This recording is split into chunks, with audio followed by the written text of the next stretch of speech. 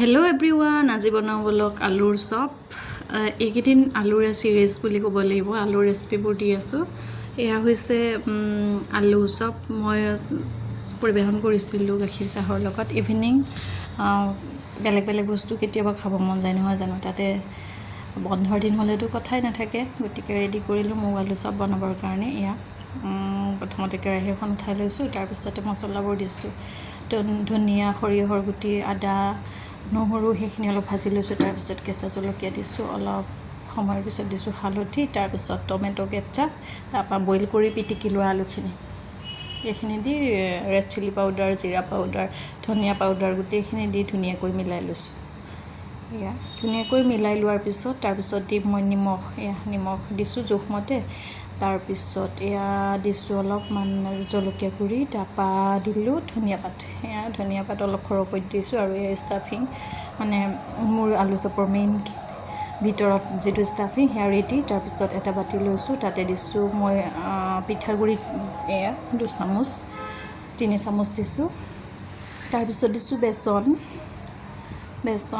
2 চামুচ, 3 চামুচ দিছোঁ। তাৰপিছত নিমখ অলপ, তাৰপৰা দিম হালধি গুড়ি, তাৰপিছত দিম ৰেড চিলি পাউডাৰ অলপমান, ৰেড চিলি পাউডাৰ অলপ দিছোঁ, ধনিয়া পাউডাৰ অলপ, জিৰা পাউডাৰ অলপ, তাৰপিছতে দিম ইয়াতে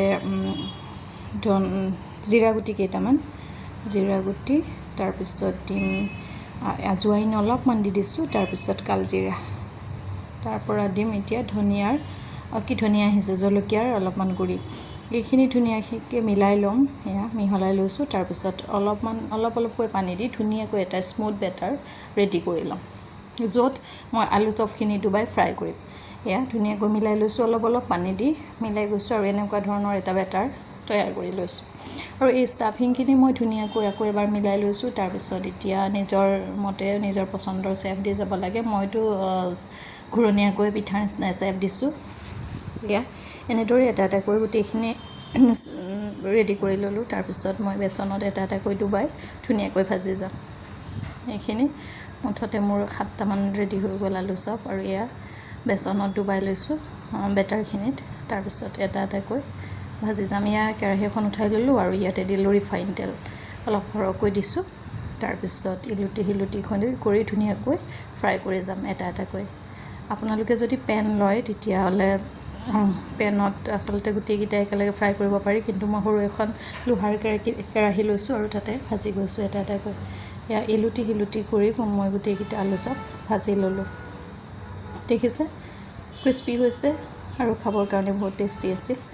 এয়া একেবাৰে আলু চপ ৰেডি।